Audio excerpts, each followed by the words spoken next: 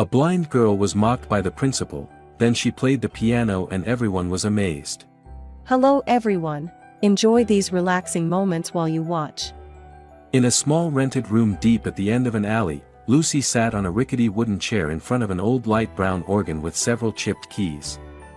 The 13-year-old girl, her long hair tangled, wore an oversized sweater. Her fingers groped along the keys. Her eyes were cloudy and motionless. She had been blind since birth. Yet every time her fingers touched the keys, it was as if the world lit up in a way only she could understand. "Mom, does it sound like yesterday?" Lucy asked, her voice filled with both hope and anxiety. A woman named Rose stepped out from the kitchen. She was thin, holding a soup spoon in one hand. Her dark hair was hastily tied back, and her face bore the marks of sacrifice and despair. Rose had once been a music teacher until her past was exposed, tearing her life apart because of a man. "You played better than yesterday. Smoother." The modulation to the minor key was as gentle as a lullaby, Rose said with a smile, though her eyes shimmered with tears. Lucy nodded, smiling faintly. "I only learned from you. But if I had a real teacher, I think I'd be really good." Rose stared at her daughter for a moment. Her heart ached. This girl had never seen light, yet she could perceive music in a way sighted people never could.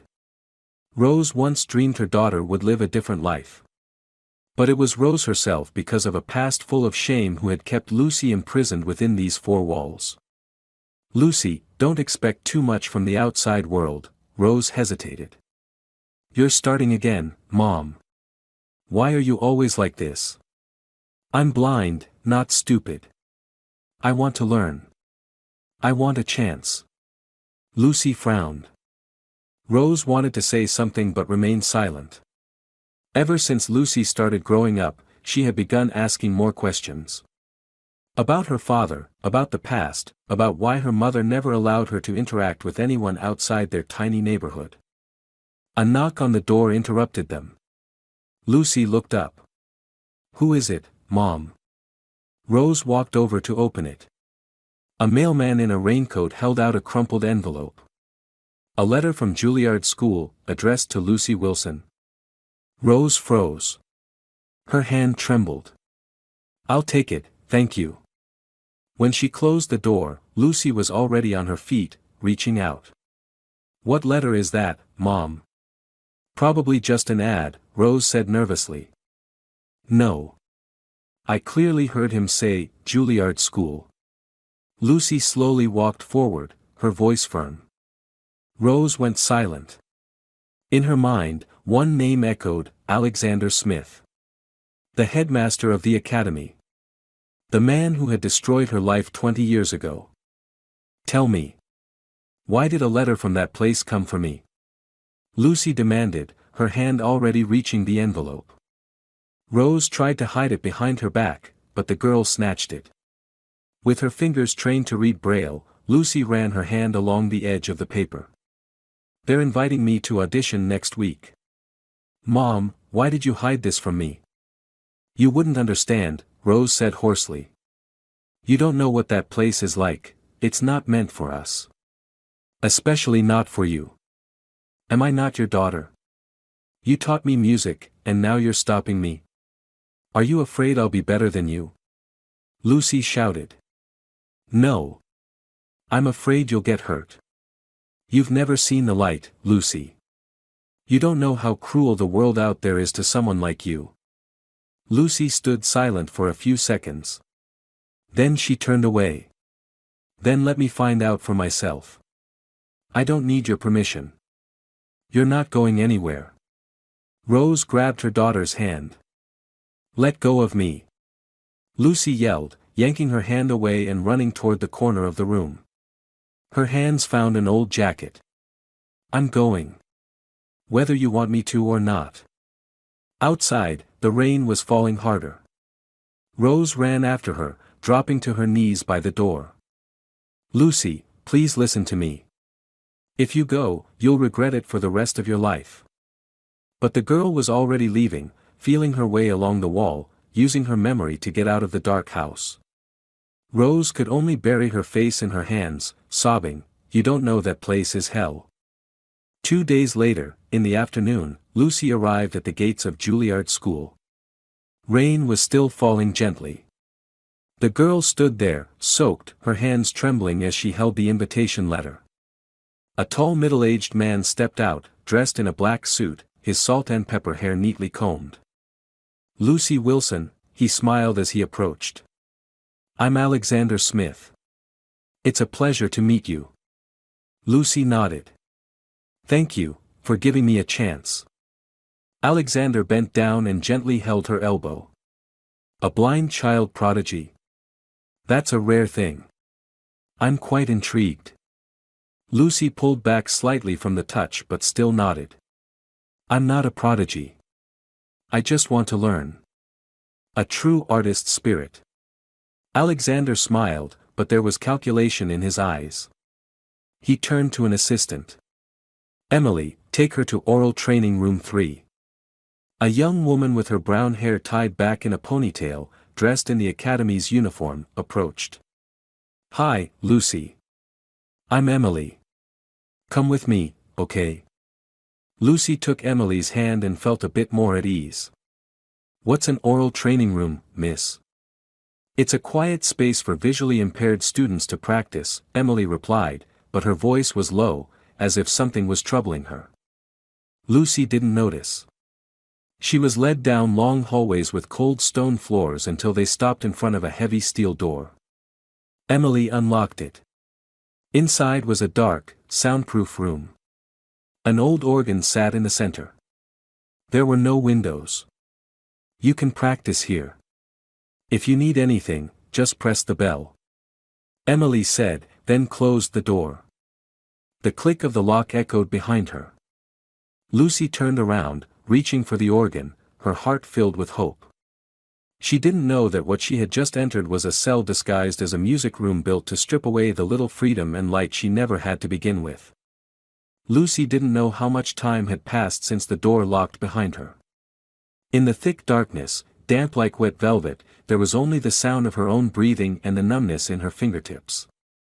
She touched the keys. They were ice cold. The broken keys made no sound, forcing her to guess the notes by memory and feel. There were no instructors, no guidance. No light. No sense of time, just an endless void. "Is anyone there?" Lucy called out, but only silence answered back. Some time later, there was a knock on the door. It creaked open, revealing Emily. "Miss Emily.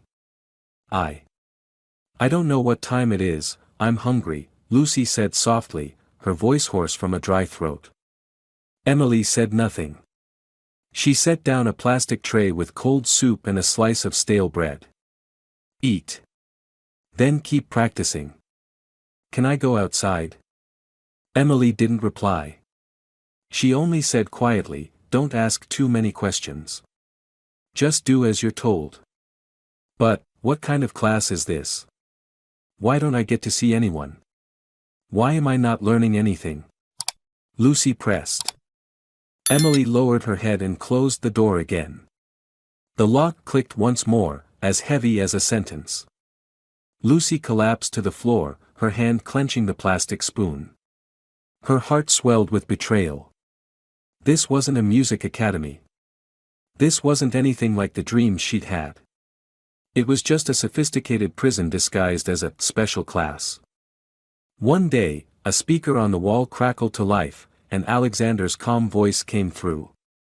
"Lucy, today you'll be tested on your oral skills. We'll be recording to evaluate your progress." Lucy frowned. "I don't even know what I've been learning. I've just been sitting here playing alone. Music doesn't come from lectures. It comes from within you," Alexander said with a soft chuckle. "Now, play any piece you remember." Lucy sighed. She placed her hands on the organ and began to play Clair de Lune by Debussy, a piece her mother once taught her. But some keys were broken, and she had to guess the notes by feel. When she finished, there was no applause. Only the static hum of the speaker. "Not bad. Now try another piece, Fantasia Impromptu. Lucy froze. I've never learned that one. Then play what you imagine. That's true talent, Alexander replied. She tried to imagine the melody, stumbling through the chords. Then laughter burst from the speaker. Not just one voice, multiple men and women laughing at once. Lucy lifted her head, her hands trembling. What kind of test is this? Entertainment. Oh, I mean, musical analysis, Alexander corrected himself. You're helping us enrich our educational archive. I'm a person, not a puppet.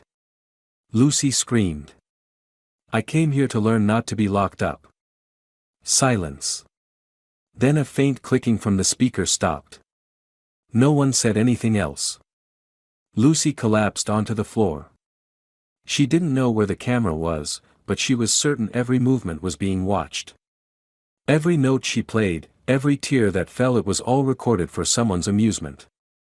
That evening, a video was played in a private meeting room at the academy. A group of professors, assistants, and top students gathered. On the screen was a grainy image, a blind girl fumbling on a keyboard, her face tense, hands uncertain. Look at her. Like a cat pawing at a lamp, one student burst into laughter. She's offbeat but thinks she's an artist, another sneered. Alexander raised a glass of red wine and smirked. This is our blind subject experiment. No light, no choices. Just sound and instinctive reaction. A young instructor named Thomas sat silently in a corner, swallowing hard. That girl, she's an actual student. Just a research subject, Alexander replied curtly. Don't overthink it. This is an academy, not an orphanage. Thomas turned away, filled with unease. The next morning, Lucy was woken early. The door opened. A new assistant at the academy named Ethan came to take her to a different room. You'll be performing for the faculty board to assess your progress, Ethan said. Lucy hesitated. I'm not ready. Just play what you have, Ethan replied with a smile, though his eyes were anything but kind. The performance room was small, but full of people. She couldn't see them, but she could hear the whispers, the dragging of chairs, the quiet chuckles. A woman's voice, that's the blind girl, right? A man's voice replied, just pick a random piece. Let's see what she does. Lucy was led to the piano. She placed her hands on the keys, trying to breathe deeply, but her head was spinning. I will play Prelude in E minor. No, change it, someone interrupted. Try Liszt's La Campanella. I don't know that piece, Lucy stammered. Just play. The worse it sounds, the better, someone laughed. Lucy tried, but her hands stumbled. One sticky key made a warped sound. The room erupted in laughter. Someone even stepped forward and shoved a $5 bill into her hand. For the blind beggar. A little encouragement. Lucy froze. Her hand clenched the crumpled bill. She couldn't hear the music anymore, only the laughter and scornful voices. A hand touched her shoulder. Alexander. You really are like your mother, he whispered. She cried just like that beneath my bed. Lucy felt as if her heart had been stabbed. She stumbled backward, hitting the piano and falling to the floor. The entire room burst into laughter. No one helped her up. The performance is over, Alexander declared, turning away. Lucy lay there, clutching the $5 bill like it was the embodiment of shame. That night in the dark room, she sat hugging her knees, clutching her jacket. Head bowed, back against the wall. She didn't cry. Her tears were gone. I'm a person. I'm a musician, Lucy repeated in her head. But somewhere in the darkness, Alexander's voice echoed like a curse. You really are like your mother. Get up. There's a performance, Emily's dry voice called. Lucy opened her eyes. She had slept slumped against the wall all night. Her wrists ached from being curled up, her head was heavy, and her stomach empty. She sat up slowly, whispering, "Performance. I wasn't told anything. Mr. Alexander's orders. A special event." The audience includes some of New York's top musicians. Emily avoided her gaze, though she knew Lucy couldn't see her. Lucy swallowed hard. "I have no piece prepared, no practice." Emily lowered her head. "Play what you have. And, don't go against them. Okay?" She said nothing more, only helped Lucy change into a plain white uniform. On the collar, a small Academy logo was pinned like a label on a product being displayed. The auditorium was packed. Bright lights shone down on the stage where a glossy grand piano stood. Below, the seats curved around the stage, filled with well-dressed guests murmuring among themselves. Alexander stepped onto the stage, raising his hand in greeting. "Ladies and gentlemen. Today, we have a very special performance. A blind student named Lucy will demonstrate her oral skills and improvisation live on stage." Applause followed, but mixed with mocking laughter from students in the back rows. "Is he joking?" a red-haired girl whispered to her friend. "Bringing a blind girl on stage? For what, a circus act?" "Parent-teacher night turned talent show," someone muttered, making others stifle their laughs. Lucy was led to the stage by Ethan. She walked slowly, clutching her shirt hem, pale-faced. She couldn't see the audience, but she felt the weight of hundreds of eyes inspecting her every step. From the front row, veteran conductor Lawrence Davis turned to Alexander and asked, "Does this child actually have talent?"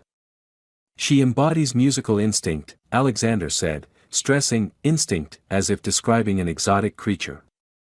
Lucy was seated at the piano. Alexander picked up a microphone. "Now, let's challenge her a bit. Any requests?" A silver-haired professor stood up. "Beethoven, Sonata No. 14. Lucy trembled. I haven't learned the full piece. Only the beginning." "Then finish it with your imagination," the professor said coldly. Lucy placed her hands on the keys. She tried to recall each note. But the keys on this piano were heavier, and the pressure of the crowd made her heart pound wildly. By the third note, she missed a beat. Laughter broke out from a few young students in the back. "Oh God, she's off-key from the start," a girl hissed. Lucy stopped. "Continue," Alexander said through the mic. "Music doesn't wait for hesitation." Lucy bit her lip and tried to go on. But every wrong note triggered another burst of laughter. A middle-aged woman whispered, "It's like watching a tragic silent film." Lawrence frowned. "This isn't funny. It's disgraceful." But the man next to him chuckled. "Lawrence, you're old. This is new educational experience. Like reality TV." Lucy finished the piece, breathing hard, face flushed. Alexander stepped forward. "Anyone else want to challenge her?" A student named Miles stood up. "Asturias by Alberts. Start at the 3rd minute." Lucy shook her head. I've never learned that." "Even better," Miles smirked. "Let's see her natural genius." Lucy clenched her fists. She placed her hands back on the piano, closing her eyes. But the sounds around her blurred. In her mind, laughter, whispers, Alexander's voice echoed endlessly. The first note came out off-key. The second, off-pitch. The auditorium fell silent for 3 seconds. Then erupted in cruel laughter. A man pulled a $5 bill from his pocket, stepped onto the stage, and shoved it into Lucy's hand. "For the blind beggar. She deserves a tip." Lucy stood frozen. Her hands trembled. Alexander took the mic, pretending to scold, "Please, let's be respectful. The girl is trying." But in his eyes, a flicker of sadistic satisfaction gleamed. Lucy placed the $5 bill on the piano. Her hands pulled back. She no longer touched the keys. "I don't want to play anymore," she said softly. "You don't have a choice," Alexander whispered near her ear. "Just like your mother." She said no, too, but ended up crying at my feet. Lucy froze. She raised her face, her eyes empty. Her lips tightened. Then she stood up from the bench. "I'm sorry," she bowed. "I can't continue." The auditorium paused for a beat. Then a round of applause broke out. Not applause of admiration. It was mockery. Sharp. Cold. A red-haired girl laughed loudly. "Is this how the Academy trains prodigies? Crying while playing?" Another added, "At least she knew when to quit. Better than torturing us further." Lucy stood at the center of the stage like a statue amid a storm of ridicule. She didn't cry. Didn't speak. Just clenched her fist where the mark of the dirty money still lingered. Alexander approached, reaching to touch her shoulder. Lucy stepped back. "Don't touch me." Alexander frowned. "Watch your mouth. Here, you don't have a mommy to protect you." Lucy turned away.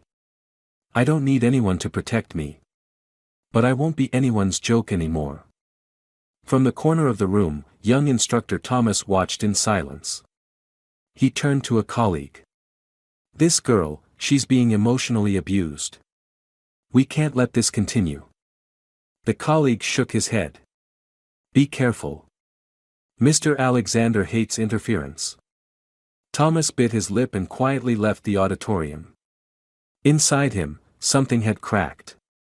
But the fear of losing his job and reputation still shackled him. Lucy was taken back to her holding room. She sat silently. She didn't touch the piano again. Her hands were still wet. From tears, or sweat, or shame she didn't know. One voice repeated endlessly in her mind like a knife wound. "You really are like your mother." The rain poured outside. The cobblestone streets around Juilliard School turned slick and empty. On the sidewalk in front of the main gate, a small woman huddled under the eaves, her thin coat soaked, hair plastered to her face. Rose. She had walked all the way from Harlem, holding the address Lucy had left behind. She didn't need to ask for directions. A mother's heart knew the way. "Excuse me, is this the Music Academy?" she asked a student walking out. "Yes, but what do you need?" The girl hesitated. "I want to see my daughter. Her name is Lucy Wilson. She was tricked into coming here." "I'm sorry, I can't help." "I'm just a student," the girl replied, then hurried off. Rose clutched her coat tighter and stepped up to the iron gate. A tall guard stepped out, raising a hand to stop her. "Ma'am, restricted area. No public access." "I'm not the public. I'm Lucy's mother." Rose cried out. "My daughter is locked in there. What are you doing to her?" The guard looked at her with a mix of pity and caution. "I don't know who Lucy is. If you don't have an ID card, please leave. I know Mr. Alexander. He's the headmaster. Call him out here." Rose shouted louder, drawing the attention of a few passers-by. At that moment, Alexander stepped out, wearing a long coat, holding an umbrella. His face was as cold as stone. "Oh. Rose," he said with a smile. "It's been a long time. What brings you here? Don't pretend." Rose lunged forward but was blocked by the guard. "Where's my daughter? Give her back to me." Alexander nodded slightly. The guard stepped aside, allowing Rose to come closer. "She's fine. She's practicing. She has food, a bed, a piano. Better off than any poor blind girl out there," Alexander said with a smirk. "You have no right to lock her up." Rose screamed. "She came because of an invitation letter, not to be your puppet." Alexander tilted his head. We call it a special education program. And you, who are you to interfere? I'm her mother. And I know whose child she is. Rose yelled, her voice cracking through the rain. You raped me. I knelt at your feet when I was pregnant with Lucy. I kept silent for 20 years, but I won't anymore. A group of students nearby froze. Some turned to look. An elderly couple passing by stopped to eavesdrop. You're insane, Alexander said quietly, his eyes flashing with danger. This isn't the place for weeping over the past. Rose pulled a faded old photo from her pocket. In it, a young, radiant Rose stood by a piano in a music classroom, next to Alexander. Behind them, a sign read, Harlem School of Music 2002. This photo is real. The pain is real. And my daughter is the result of that assault. Rose held the photo up, her hand trembling from cold and fury. Alexander snatched it, crumpled it, and threw it to the ground. You're rambling outside a national institution. If you don't leave, I'll have to call the police. Call them. I'll say everything live. Rose pulled out her phone, hands shaking as she opened a recording app. I'll tell it all, even about how you secretly record students. How you use my daughter for entertainment. Alexander stepped close, his eyes sharp as blades. Who do you think will believe a poor, deranged, unemployed woman like you? You were dismissed from the education system for emotional instability, remember? Rose froze. You forged my records. You signed a voluntary resignation. I just helped clarify the wording, Alexander sneered. At that moment, a few students began filming from afar. A girl whispered, who is this woman daring to go against Mr. Alexander? Rose looked around. Everyone stared at her like she was mad. A man walking by waved her off. Ma'am, stop causing a scene. It's pouring out here. An old woman tugged her husband's sleeve. Let's go. Don't touch crazy people. Rose collapsed to her knees on the wet pavement. Lucy, can you hear me? I'm out here. I never abandoned you. The rain pelted the ground like lashes. Alexander pulled out a handkerchief and coldly signaled the guard. Get her out of here. Gently, so they won't accuse us of assault. The guard pulled Rose up. She resisted, crying out, Don't touch my daughter. Don't turn her into me. Please, let her go. Lucy, at that moment, was in a soundproof room on the 3rd floor. She couldn't hear anything. No rain. No mother's cries. Only silence. And in that silence, Lucy's heart clenched. She placed her hand on the piano and whispered. Mom, what are you doing right now? Emily stood at the end of the hallway, looking out the rain-blurred window. She saw Rose being dragged away from the gate. A creeping dread filled her chest. Ethan walked up behind her, frowning.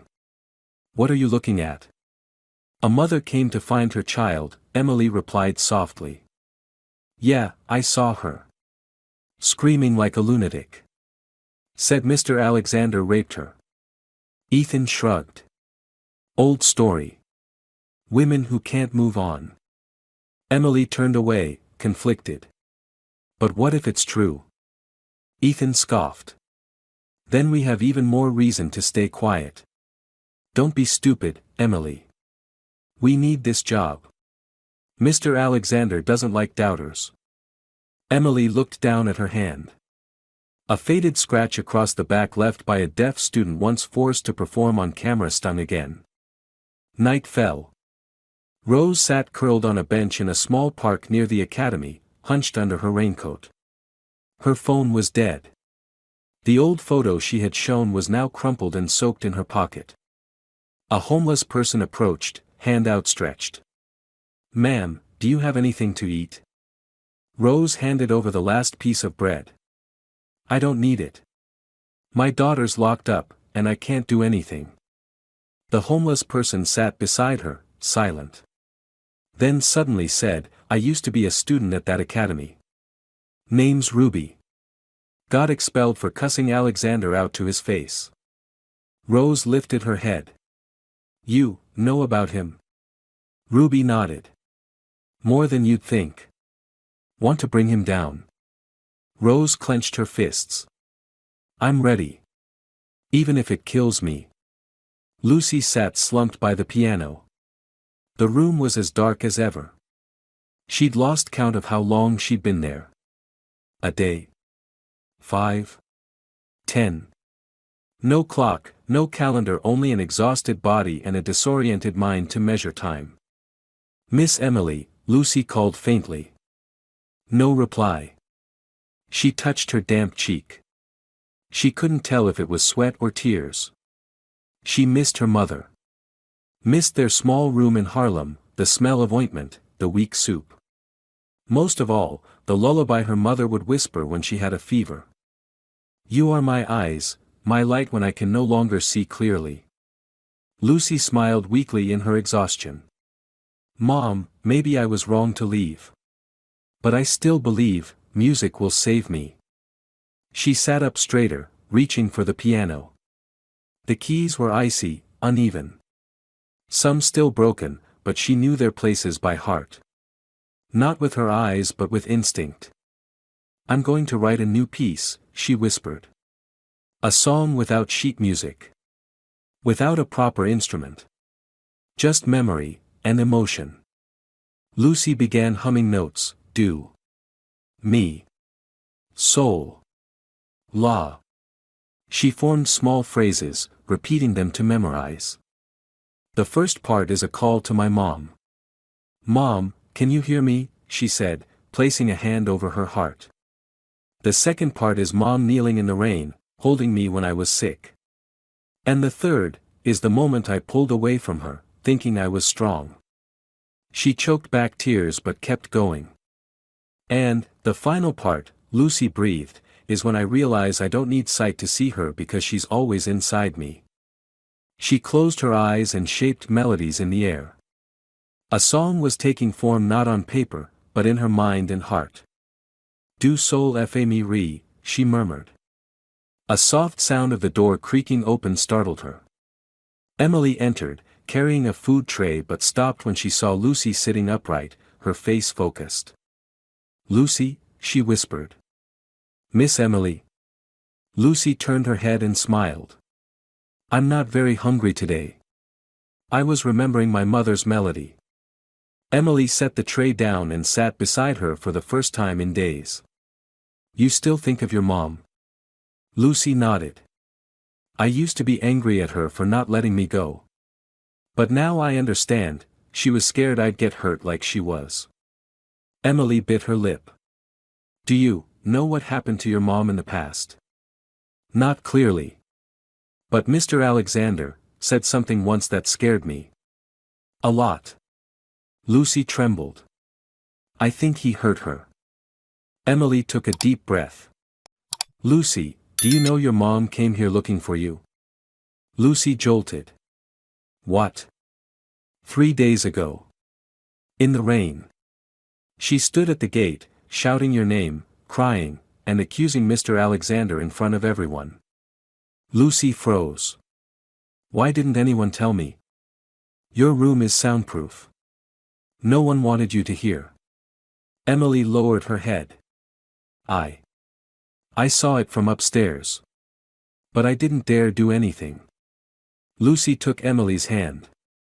You're the only one who's spoken kindly to me here. I trust you. Emily looked into Lucy's eyes, sightless, but full of strength. Lucy, if I help you leave this place, would you go? Lucy nodded. I will. But not to run. I'll go out there to perform the song I've written.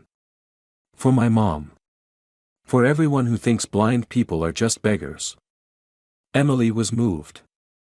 What's the song called? Lucy smiled. Mother's Eyes. The next morning, Lucy was summoned to the main assembly room. Ethan walked into the room, giving her a once-over. You've got one last rehearsal before the main performance next week. Lucy sat still, calm. I want to play my own composition. No, Ethan frowned. Mr. Alexander has already chosen. You'll play the piece he assigned. Lucy lifted her head. I'm not a puppet. I won't play music that has no soul. Ethan stepped forward, grabbed her shirt, and yanked her to her feet. Listen closely, you're a student here. Nobody cares what you want. You're a marketing tool. Emily appeared at the doorway, her voice firm. Let go of her. Ethan froze. Emily, what the hell are you doing? She's not an object, Emily said. If you don't let her go, I'll call the police. I have a copy of the video you people distributed. Ethan backed off, shrugging. Suit yourself. But don't blame me when you lose your job. Lucy turned to Emily, trembling. What are you going to do? I won't let them destroy you, Emily said, taking her hand. Tonight, I'm taking you outside. Just for a little while. You'll play your piece, somewhere of your choosing. Lucy squeezed her hand. Anywhere's fine. As long as my mother can hear it. That night. In the dark room, Lucy still sat alone. But this time, she wasn't afraid. She replayed each part of Mother's Eyes in her mind. The melody slowly appeared, like soft light through dense fog. Du sol fa re la, she hummed, gently like the wind. Each phrase was a memory. An apology to her mother. A plea to the world. A quiet voice for all the children hidden away for being different. Mom, she whispered, hand over her heart. I'm rewriting light with your hands. The cold alarm rang through the long hallway. Another day began at Juilliard School, but for Lucy, every day had been as dark as night. Ethan opened the door, knocking on the metal frame. Get up. Today's the final rehearsal before the main show. Lucy sat silently in the corner. She hadn't slept all night. She had clung to Mother's Eyes, imagining her mother's face being driven away in the rain. I want to perform my own piece, Lucy said clearly. Ethan frowned. That's not your decision to make. But Mr. Alexander once said music comes from within, she countered. This piece, it's my heart. Ethan sighed. Your heart doesn't pay for the academy. You'll play the assigned piece Nocturne No. 2 by Chopin or nothing at all. Lucy stood up, took a breath. Then I choose nothing. Emily hurried down the hall behind them. Enough. This academy is not a detention center. Ethan turned sharply. You again. Emily stepped forward, placing herself between Lucy and Ethan. I'm asking one simple thing, let her play her own composition. Just once. During rehearsal. If it's bad, then fine. Bad? Ethan laughed with disdain. You think the board will sit and listen to a blind kid improvise? This isn't a street music contest. Lucy spoke firmly, her voice steady. I'm blind, but I'm a musician. I don't need light. I need respect. Ethan clenched his jaw, then turned away. Fine. Let Mr. Alexander decide. The concert hall was brightly lit. The final rehearsal brought together all the instructors, top students, and a few media representatives to observe the special blind students' performance. Mr. Alexander stood in the back, arms crossed, watching Lucy from afar. The girls stepped out, guided to the piano by Emily. No one said a word. No laughter. No greeting. Only silent judgment and veiled contempt. Alexander took the microphone and announced, Lucy Wilson. The youngest student in our special training program. Today, you will perform Nocturne No. 2, correct? Lucy raised her head. I'd like to request a change. I want to perform a piece I composed myself. A wave of murmurs swept through the hall. That's not on the program, Alexander said coldly. There's nothing wrong with a blind person composing music, Lucy replied. This piece is called Mother's Eyes. It's all I have. Alexander's voice hardened. This is not a place for personal emotions. Here, we uphold discipline and reputation. What reputation does an academy have when it locks its students in dark rooms and secretly records them? Lucy cut in. The hall fell silent. Emily's face went pale. Young instructor Thomas furrowed his brow. Alexander gripped the mic. You're insulting the system that gave you a chance. You don't have the right to choose. Lucy took a deep breath. Her voice trembled but remained firm. Being blind means I don't get to choose music. Is that the lesson you're teaching? Yes, Alexander sneered. Because you don't know what you need. Then I'll show you exactly what I need. Lucy sat down at the piano. Without waiting for permission, she placed her hands on the keys and began the opening notes of Mother's Eyes. Emily held her breath. Ethan stepped back. The entire hall was silent. But less than 30 seconds in, Alexander signaled sharply. Stop it, he barked. Lucy didn't stop. The notes continued gentle, aching, like a mother's lullaby torn by storm winds. A student stood up, panicked. Shut it off. She's ruining the rehearsal. Thomas spoke up, no. She's doing what we've all forgotten, playing from the heart. Alexander yanked out the mic plug, stormed up to the stage, shouting, get up. Now. Lucy kept playing. Her hands trembled, but her rhythm never broke. The melody burst forth like tears long held back. Emily stepped in front of Alexander. Don't touch her. You'll be fired. Alexander roared. Then I'll leave with the truth, Emily replied. Lucy reached the final notes. The music faded like the last breath of a mother vanishing in the rain. She stood up and turned toward the audience. I'm Lucy. I'm blind. But I'm not voiceless. I'm the daughter of Rose who was abused and silenced by Mr. Alexander. Today, I brought my mother's voice here. Not to beg for pity. But to remind you, we have voices too. The auditorium erupted in shock. Some applauded.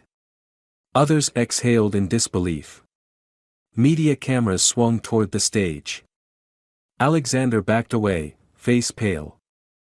Lucy turned to Emily and whispered, I don't need the right to pick music anymore. I just chose a voice for those never heard. After that day, Lucy was put in solitary confinement. She was taken back to the locked room, this time with 2 layers of security. But the melody of Mother's Eyes had already broken through the soundproof walls. Emily was suspended. Thomas discreetly contacted a journalist who had once followed Rose's story. The entire academy began to tremble. Some students secretly duplicated the audio from the rehearsal.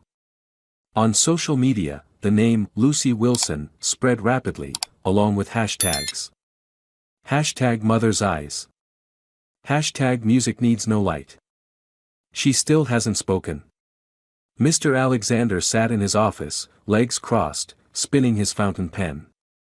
Ethan stood before him and nodded. Silent for 3 days. Barely eats. Hasn't touched the piano. Alexander frowned. Good. That's how we break defiant children. And social media? The hashtag Mother's Eyes is trending fast. A few students leaked the rehearsal audio, Ethan murmured. Just noise. We can shut it down, Alexander leaned back. But Emily. She no longer has access to the residential wing. I've requested a permanent ban. And that Thomas guy? Still teaching, but he's been quiet, just watching. I think we should leave him alone for now. Avoid drama. Alexander nodded slowly, eyes closing. Good. Let them think they've won. In the sealed room, Lucy sat with her knees pulled to her chest. No piano. No sound. Only thick darkness and her own breathing. Each time her hands trembled from hunger or cold, she whispered. I won't break. Mom endured worse. The door creaked open. Thomas stepped in without turning on the light. Lucy. Mr. Thomas, she recognized his voice instantly and sat upright. Are you okay? Okay. Lucy let out a dry laugh. You think being locked in a dark room all day is okay? Thomas stepped closer. I'm sorry. I should have spoken up sooner. Lucy turned away. What are you here for? To see if I've broken yet? No. I'm here to give you a choice. Thomas knelt down and held out a small USB drive. This is a copy of the video from your mother's Eyes performance. I pulled it from the internal system before it was deleted. Lucy took it. I don't have a computer. Emily does, Thomas said quietly. She's trying to get in touch with your mom. If we can prove what happened here, you might be set free. But you have to hold on. Lucy clenched the USB. I don't want freedom just for myself. I want justice for my mother. And for every child who's ever been treated like I was. Thomas looked at her, moved. I'll help you. Emily sat in a small cafe near Harlem Square, her hands shaking when she saw the woman walk in Rose. Lucy's mother, she stood up. Rose nodded, her face hollow, hair grayer than before. You are Emily. I used to be an assistant at the music academy. I'm here to apologize, and to help you bring the truth to light. Rose stayed silent. Emily pulled out her phone and played a recording. I'm Lucy. I'm blind. But I'm not voiceless. I'm the daughter of Rose, who was once abused and silenced by Mr. Alexander. Rose clenched her hands. She really said that? In front of the whole auditorium, Emily nodded. Now, we need you to sign a formal complaint. And agree to let Lucy's performance video go public. Rose bit her lip. They once threatened me. Said if I spoke, I'd lose more than my job. Emily reached for her hand. This time, they'll pay for what they've done. In the Academy's office, Alexander was meeting with a cultural journalist named Gregory Harris. Gray hair, deep voice. We've heard rumors about a blind student performing an original piece that left the audience in awe. Can you tell us more? Alexander gave a cold smile. Just gossip. That girl lacked proper technique. We've removed her from the program. Really? Because the video I have shows her performing in front of nearly 100 people. Several professors clapped. Gregory held up his phone. Alexander froze. Where did you get that? We have internal sources. And, a formal complaint from Rose Wilson, the student's mother. Gregory placed a folder on the table. Alexander snatched it and flipped through. His face darkened. This will be handled internally. There's no need for media involvement. Sorry, Mr. Alexander, Gregory stood. This is no longer an internal matter. This is justice. That evening, Lucy was called to the office. Ethan escorted her, but strangely, he said nothing. His eyes avoided hers. The door opened. Alexander sat at his desk, face tight. Emily and Thomas stood on either side. Lucy, Alexander said hoarsely. We need to talk. No need, Lucy replied sharply. I don't speak to men who called my mother the one crying under your bed. Watch your mouth, Alexander growled. Emily stepped forward. I've submitted the complaint to the Ministry of Culture. The press is waiting. If you hurt her, you'll go to jail. Alexander scoffed. You think I'm afraid of baseless noise? Thomas placed the USB on the desk. This is the deleted internal video. It captured the entire performance and your verbal abuse. Alexander paled. Lucy stepped up, her voice like steel. I'll perform my piece, whether you allow it or not. And I'll tell the whole story. Every detail. Nothing left out. Alexander jumped to his feet. Get out. All of you. You'll regret this. Emily smiled softly. No. You're the one who will. That night, Lucy was brought back to her room, but for the first time in weeks, the door wasn't locked. She lay down, clutching the USB like it held her soul. Outside, it rained again. She closed her eyes and whispered. Tomorrow, there will be no more silence. That evening, Juilliard School glowed with light. The grand auditorium was freshly cleaned, the stage decorated with fresh flowers and soft lighting aimed at a gleaming grand piano at the center. Backstage was a sea of people. Officials from the Ministry of Culture, reporters from the New York Times, USA Today, and NBC packed the front rows. Professors, parents, students, artists, everyone had gathered for the highly publicized event, a blind prodigy trained by Mr. Alexander Smith. Alexander, dressed in a black suit, stepped onto the stage with a microphone in hand, exuding his usual confidence. Ladies and gentlemen, his deep voice rang out, cold and steady. Tonight, we present the greatest achievement of our blind artist training program. He paused, scanning the crowd.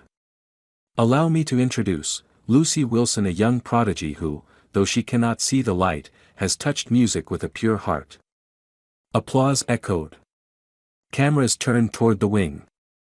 Lucy stepped out, wearing a white uniform, her hair neatly tied back, her face pale but calm. Her hand brushed the wall for orientation, and Emily gently guided her to center stage. The entire hall went silent. Every eye fixed on her. Alexander approached, bending down to whisper so only she could hear, "Remember, you're just a puppet. Play the piece we agreed on. Or I'll make you disappear." Lucy didn't reply. She nodded slightly, then turned away and walked to the piano. No one in the audience had any idea what was about to happen. Emily stepped into the wings, clutching her phone, recording. Thomas stood in the third row, eyes locked on Lucy. Lucy sat at the piano. She placed her hands on the keys and remained still for a few seconds. A reporter whispered, "She looks nervous." But then Lucy lifted her face. Her voice rang out not loud, but clear. "I'd like to perform a piece I composed myself. It's not on the program. It's called Mother's Eyes." The hall rippled with murmurs. Some leaned in, whispering. Alexander froze. "Stop," he said loudly. "That's not in the schedule. Lucy, play Nocturne as agreed." Lucy remained calm. "I can't pretend anymore. That other piece isn't mine. I came here to tell my story." "No one gave you permission," Alexander hissed, stepping forward to grab the mic. Emily stepped in front of him. "Let her play. You promised her a chance in front of the ministry and the press." A woman from the ministry seated in the front row spoke up, "Didn't the Academy want to showcase blind talent? Let the girl speak." Alexander was forced to retreat. His face stiff. Lucy turned back to the piano and gently placed her fingers on the keys. She took a deep breath, then released the first note. Do. A low note, soft like the first breath of life. Mi sol la. The melody flowed gently. The notes weren't flashy or technically showy. They were warm like a mother's hand stroking her child's hair, like a lullaby in a rainy New York night.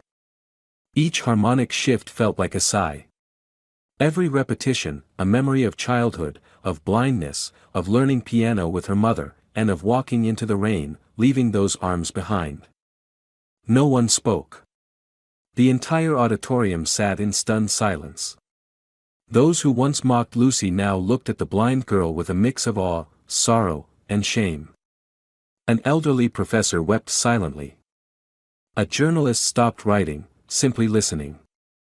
A 10-year-old girl in the parent section clutched her mother's hand and whispered, "I want to learn piano, like her." Lucy continued to play. She reached the climax, fragmented, sharp notes like stifled cries, then flowing into full, rounded chords, like a mother's embrace finally wrapping her child in the aftermath of the storm. Then she finished. The final note echoed, lingering in the air like mist dissolving at dawn. Lucy stood up, silent for a moment. Then she turned to face the audience. "I'm Lucy Wilson," she said loudly. "I'm the daughter of Rose, who used to be a teacher at this academy. A woman who was raped by the current headmaster and then fired." The entire hall gasped. Many people's mouths hung open. Alexander went pale. "The piece I just played is my mother's voice. It's the pain she carried her entire life. A cry for help that no one heard." Thomas jumped to his feet. "I'm a witness." Mr. Alexander locked Lucy in a soundproof room, recorded her without consent, and shared the footage internally as a joke. A journalist shouted, "I have the original video. This is evidence." Lucy pulled a USB from her pocket and raised it high. "Everything's backed up.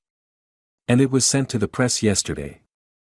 Alexander, panicked, lunged toward the stage, but Emily stepped in front of him just in time, holding up her phone, live streaming. "If you touch her, the entire country will see who the real monster is." Students in the auditorium began standing, shouting, "Investigate! Justice for Rose! Lucy's not alone." A representative from the Department of Culture stood up, phone in hand. "Suspend Alexander Smith immediately. We're demanding a full investigation." Alexander stood frozen on stage. The entire hall erupted with whispers, flashing lights, and an unstoppable wave of outrage. Lucy stepped back, sweat on her forehead, but her eyes gleamed with relief. From the back of the hall, a silver-haired woman stepped forward into the rain of flashing lights. Rose. She trembled as she climbed the steps, pushing past the reporters and security. "Mom," Lucy whispered, her voice catching. Rose rushed forward and held her tightly. "I'm here. I heard everything. I heard your voice."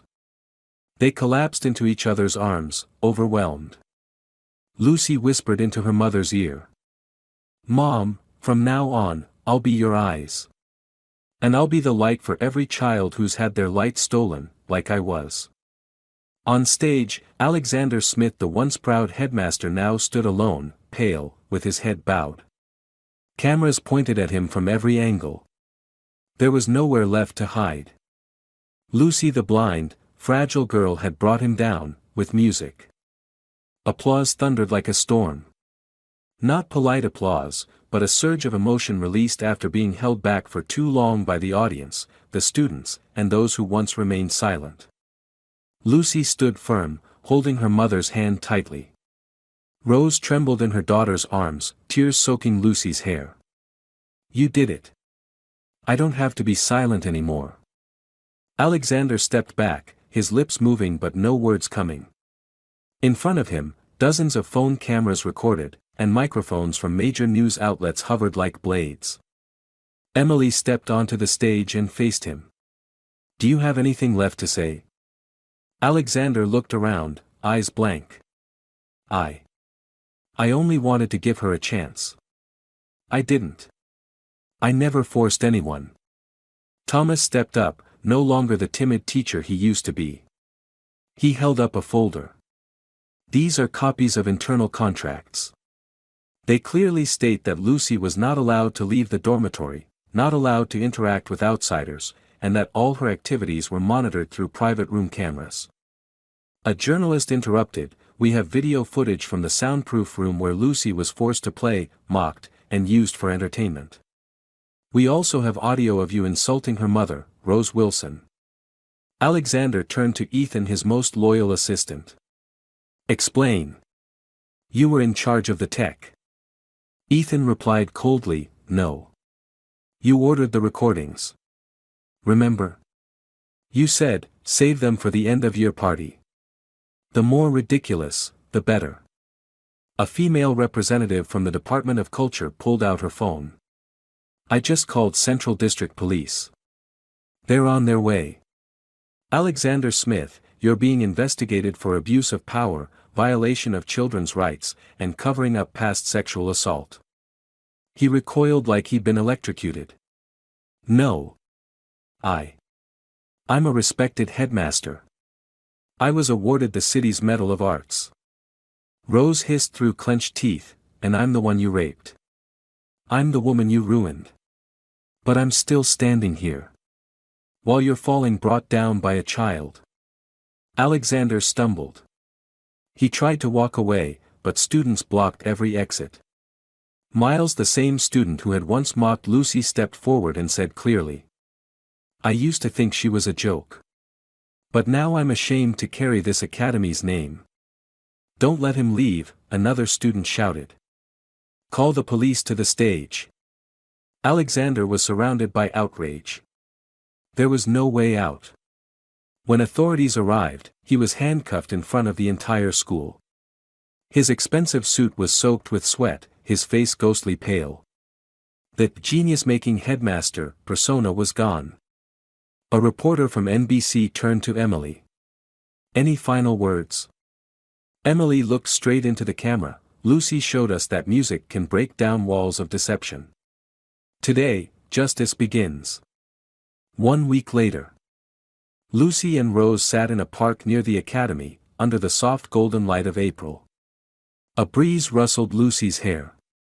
Rose gently leaned her head on her daughter's shoulder. "I never thought I'd get to sit like this with you, not in tears," Rose whispered. Lucy smiled. "And I never thought these hands could bring you out of the darkness." Rose stroked her daughter's hair. "You don't know, Lucy. When you played Mother's Eyes, it felt like my heart shattered and was pieced back together by every note." Lucy gently touched her mother's hand. "It was your song, Mom. I just played it for you." A phone rang. Emily was calling. "Lucy. I just got word, Silverlight Records has signed a deal with you. They're going to release Mother's Eyes nationwide and they want you to be the face of the Music for Light campaign, supporting blind children in the arts." Rose's eyes widened. "Really?" Lucy beamed. "Did you hear that, Mom? We're not staying in Harlem anymore." Emily added, "And the Department of Culture is awarding you a lifetime honorary scholarship. You'll choose your own teachers, compose freely, and perform at any stage within the national arts education system." Lucy placed a hand over her heart. "Am I dreaming?" Rose wiped her tears. "No, my love. This isn't a dream. This is the reward for someone brave enough to stand up." At the holding facility in Rikers Island, Alexander sat slumped in the corner. No visitors. Over 20 charges awaited him. He refused all interviews. The name Alexander Smith, once printed in arts magazines, now appeared only in crime headlines. A guard tossed the morning paper onto his desk. Front page, a photo of Lucy smiling at a piano, with the headline, "Mother's Eyes, the melody that brought a monster to his knees." He buried his face and screamed like an animal trapped in a cage. "She's just a blind girl. A blind girl." That evening, at Carnegie Hall, the concert for the children without light opened to a full house. Emily, Thomas, former students, even those who had once laughed at Lucy, were in attendance. The host stepped forward, mic in hand. "Ladies and gentlemen, tonight we are not just here for music. We are here to witness a miracle, a blind girl who turned pain into power. Please welcome Lucy Wilson." Thunderous applause. Lucy stepped out. She wore a simple white dress, her hair softly falling around her shoulders. Rose stood in the wings, her eyes radiant. Lucy sat before a brand new Steinway & Sons piano. She placed her hands on the keys, inhaled deeply. Then she said, just as she had once before, "This piece is for my mother. And for everyone who's ever been silenced. Listen with your heart." The music began, Mother's Eyes, and this time, it wasn't just a call. It was light. It was rebirth. In the audience, a blind boy began to cry. His mother wrapped her arms around him, whispering, "You can do it too. Just like that girl." Thomas turned to Emily. "She did it. Not just with music but with truth." Emily nodded. Justice doesn't come quickly. But when it does, it shines brighter than any spotlight. Though Lucy had been denied light since birth, she proved that courage, truth, and love can pierce even the cruelest darkness. Her story reminds us, evil may deceive for a while but not forever. When a child dares to speak up for justice, the world is forced to listen. Believe this: music, truth, and bravery can break silence and bring back the light. If you enjoyed this story, we invite you to give it a like and subscribe to our channel. Your support motivates us to keep bringing heartwarming stories almost every day. We are very grateful for your support. See you soon.